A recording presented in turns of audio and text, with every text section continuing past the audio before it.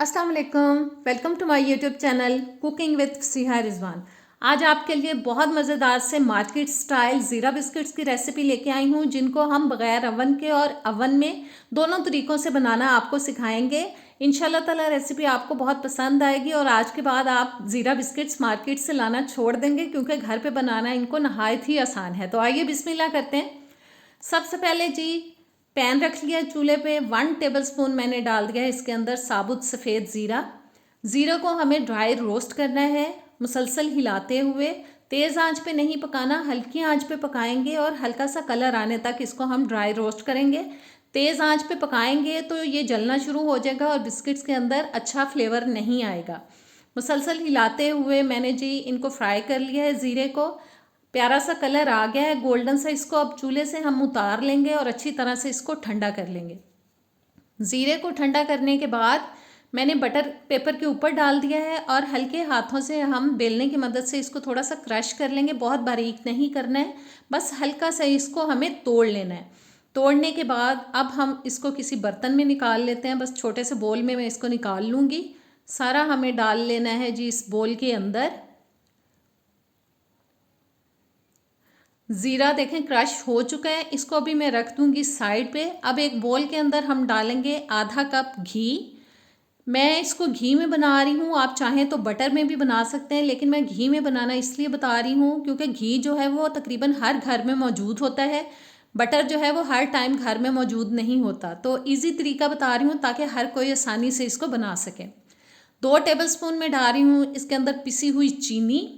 अब इन दोनों चीज़ों को हमें अच्छी तरह से 3 से 4 मिनट तक तकरीबन फेंट लेना है, अच्छे से बीट करना है, ताकि इसका जो टेक्सचर है ना बिल्कुल वाइट और फ्लफ़ी सा हो जाए। आप इलेक्ट्रिक बीटर से भी ये काम कर सकते हैं, लेकिन मैं हैंड विस्क से कर रही हूँ।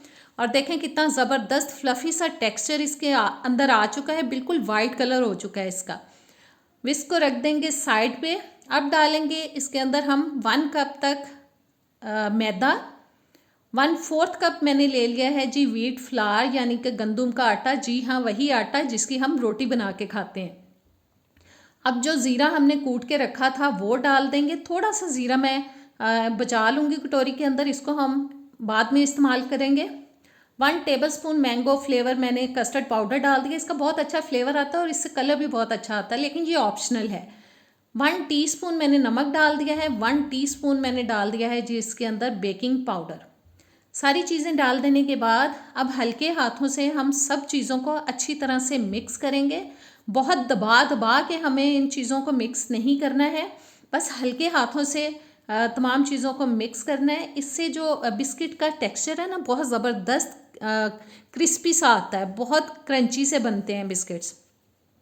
सब चीज़ों को अच्छे से मिक्स करने के बाद अब डालेंगे जी हम हस्बे ज़रूरत इसके अंदर दूध। मैंने कटोरी में थोड़ा सा दूध ले लिया है, थोड़ा थोड़ा हाथ पे डालेंगे और अच्छे से इसको मिक्स करते जाएंगे।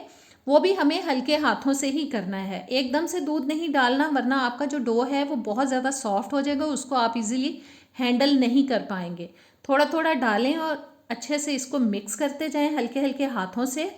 डो हमारा देखें ज़बरदस्त सा तैयार हो चुका है, थोड़ा सा सॉफ्ट है। इसको मैं 10-15 मिनट के लिए फ्रिज में रख दूंगी ताकि ये अच्छे से सेट हो जाए। मैंने एक मोल्ड ले लिया है, उसके अंदर भी बटर पेपर लगा लिया है और एक बड़े ट्रे के अंदर भी बटर पेपर लगा लिया है। बड़ा ट्रे मैं अवन में बेक करूँगी, मोल्ड जो है उसको मैं कढ़ाई में बेक करूँगी। और डो मैंने निकाल लिया, तकरीबन 15 मिनट के लिए मैंने फ्रिज में इसको रख दिया था, रेस्ट दिया है। हाथों से थोड़ा सा इसको इस तरह से प्रेस करते हुए हम थोड़ा सा फैलाएंगे। मैंने बटर पेपर नीचे इसलिए बिछा लिया है कि शेल्फ से उठाना ज़रा बिस्किट को थोड़ा मुश्किल हो जाएगा, बटर पेपर से इजीली हम इसको उठा सकते हैं। जो बटर पेपर है वो थोड़ा हिलना शुरू हो जाता है, तो एक हाथ से उसको थोड़ा आप पकड़ लीजिए और एक हाथ से उसको बेलते जाइए। बेलने के बाद मैं इसके ऊपर जो थोड़ा सा ज़ीरा मैंने बचा लिया था वो डाल रही हूँ।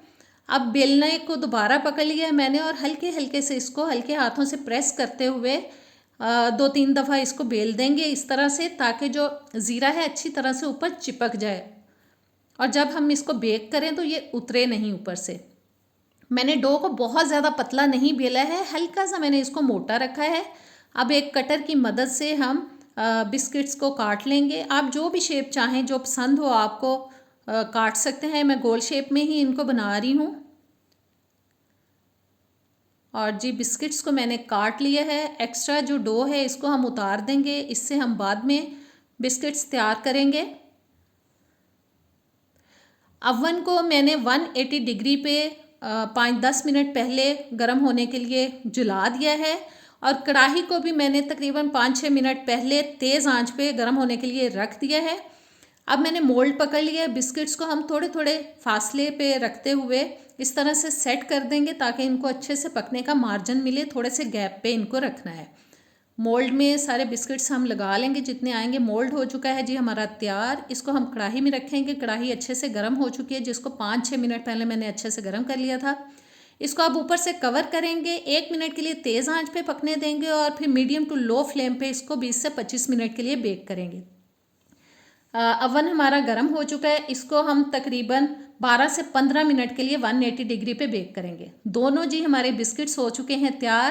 یہ جو کم نظر آ رہے ہیں یہ میں نے کڑاہی میں بنائے ہیں. دیکھیں کتنے زبردست بنے ہیں. میں توڑ کے دکھاتی ہوں آپ کو. یہ دیکھیں بہت مزے کے بنتے ہیں، اور یہ میں نے اوون میں بیک کیے ہیں. بہت اچھے دونوں بنے ہیں. بالکل آپ کو ایسے ہی لگے گا جیسے آپ ان کو مارکیٹ سے لے کے آئیں. امید کرتی ہوں ریسیپی پسند آئی ہوگی. ٹرائی کیجیے گا. اجازت دیں. اللہ حافظ.